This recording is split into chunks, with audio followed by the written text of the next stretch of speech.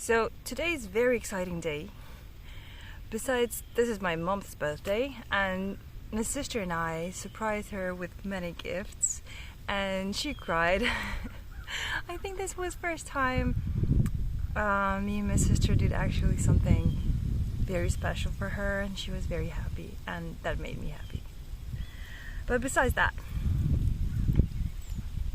today we're slowly transitioning to our winter retreat. It hasn't started yet, and today we're going to have a discussion about Mahavaga, the great path, great noble Eightfold Path.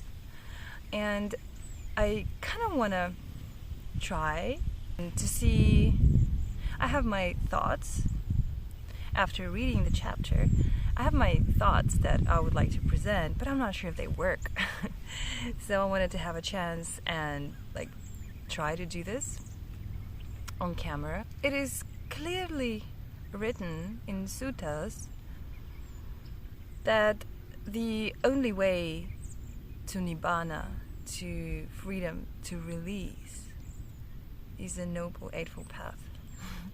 I remember first time that I started to read something about Buddhism, I read about Noble Eightfold Path, and it's very important, and I see, right view, right thought, right speech, right action. What is this? It's kind of boring morality class. Give me something spiritual, give me something more. This is not it. Luckily, I had a chance to learn more and to understand more. So, the Noble Eightfold Paths start from right view. It is a beginning. If I start from here, and my direction, my direction is slightly off, the end will be not where I want to be. So I need to start with the right direction, with the right view, so I can go straight where I want to be. And if we look at Sutta number 45.8, which is Vibhanga Sutta, meaning analysis of Noble Eightfold Path, we'll see how Buddha describes right view. It is knowledge of Four Noble Truths. Again, it's kind of boring. Four Noble Truths, okay. Suffering, origin of suffering, cessation of suffering, and the way leading to stop the suffering. We understand all that. If we learn something about Buddhism, we know all that. How that can help us to go to Nibbana. I must say that even in a monastic community, my thoughts are right now mostly directed to a discussion among monastics. Even in a monastic community, we often think, well, Nibbana is something so far away. Maybe next life, maybe I still need to have Fu Bao. I still need to have a merit. Still need to practice more to be able to have a chance to even, see where is it? Nibbana, hello.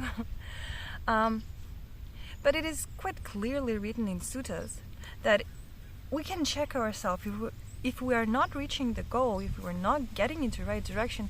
It means there is something with our view. It means that we don't have right view, we have wrong view. Somebody tell me something bad, and I can angry with him, and I can get angry with him, right? He's making me angry. It's that person. He's in wrong. You don't tell me how to be calm. You just, you understand that this person is wrong.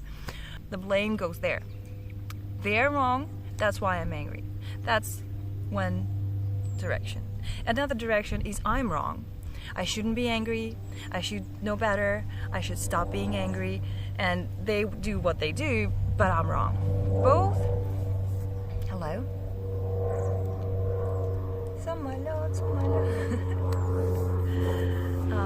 Yeah, okay, let's wait. Bye-bye. So both of those views are wrong view. What is right view? Right view is first noble truth. This is suffering. Suffering is not just the very strong feeling of suffering. It could range from a slight discomfort, distress, up to a horrific tragedy. all that is suffering. Any kind of, as that also being mentioned in different places, our ears are on fire, our eyes are on fire, our mind is on fire. Why? Because we always keep on suffering from those different angles. So we understand, okay, the situation with the dogs and the wrists is just suffering. This is the truth of life. You can't avoid it. And from that, we evolve to second noble truth, which is the origin of suffering. And it is not their mistake. It is not my mistake. It is just the truth of life. We have sense organs. We have external objects. We have our mind. And combine these three, we will get suffering in this life. Anyway, anyhow, we can't avoid it. We can't avoid hurting ourselves. We can't avoid people hurting us. We can't avoid stress. We can't avoid those things. They happen. It's normal. Nothing wrong with them, nothing wrong with us.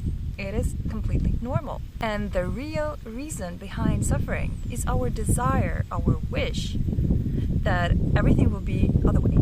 People will be always only kind to us.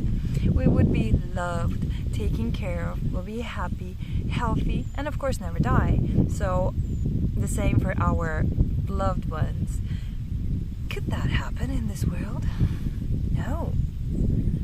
So this wish, this ideal of something that can't happen makes us suffer. And from here we go to the third noble truth, which is cessation. As soon as we realize the desire of an ideal world where everybody's kind and I'm happy and no one makes me angry or sad or distressed, if we let go of this idea, we can notice that those feelings are coming and going. We have happiness, we have sadness, love, we hate, someone loves us, someone hates us. Those things just come and go. And as long as we're not grabbing them, they just cease. And from here, we can go to noble truth number 4, which is the way to Nibbana, to release, to happiness, you may say, which is practicing other parts of Noble Eightfold Path. Anytime we find ourselves in distress, in any kind of distress, we don't have to shift the blame to outside or to inside. It's not going to help us. We may just start to see, oh, this is suffering, or this is discomfort. And the origin of this discomfort is this kind of idea that it shouldn't be like that, which is impossible. And then we can go to a cessation of this desire, this wish to live in an ideal world. And after that, we can practice calmly and slowly. And after that, we can practice other parts of Noble Eightfold Path, which is quite easy. It is right thoughts, right speech, right action, body action, right livelihood. Means in our mind, we do not hate, we do not want to harm people. In our speech, we don't say harsh words, we don't say lies. In our body, we don't kill, we don't steal. In our livelihood, we acquire money with moral ways and do not hurt other people. And from this basic of good morality, we can go with the right effort to cease bad activities in the mind, unwholesome activities, to increase wholesome activities in the mind. And from there, we have enough calm already in our mind to be mindful in daily life. And from there is a right concentration. And if we have all those 8 things, Nibbana is near. So I reviewed what I just said, and I realized that I did not made my point clear. I want to put a huge emphasis on right view. Why? Because this is where we have to start. This is where I see myself and everyone else is having problems. This is the beginning. This is the start. It is so easy. Now I am pissed off. Don't talk about practice with me. I need to calm down and then I will think about meditation and things like that. Or now things are just so chaotic in my life. I'm very sad. I'm depressed.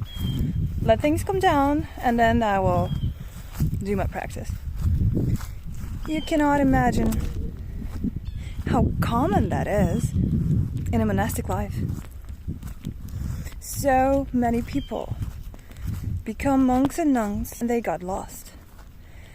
They don't know what to do because the circumstances around them are far away from ideal. And they get angry and they get sad and all kind of emotions rise, and someone is always there to be blamed for that, either outside world or themselves. We have to see it without a person to blame for. We have to see it as it is. It's just there. It is just there. There is nothing wrong with it. Only if we stop catching those feelings. Only if we stop being, okay, now I'm angry and the rest can wait. If we say, oh, yeah, this is suffering. And this suffering comes from the idea that it shouldn't be like that.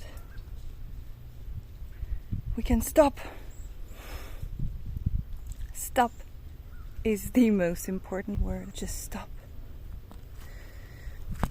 Stop is a cessation. And after cessation, all the rest will follow. We would find the way. We would understand what to do. But we have to start from right view to understand the way it is.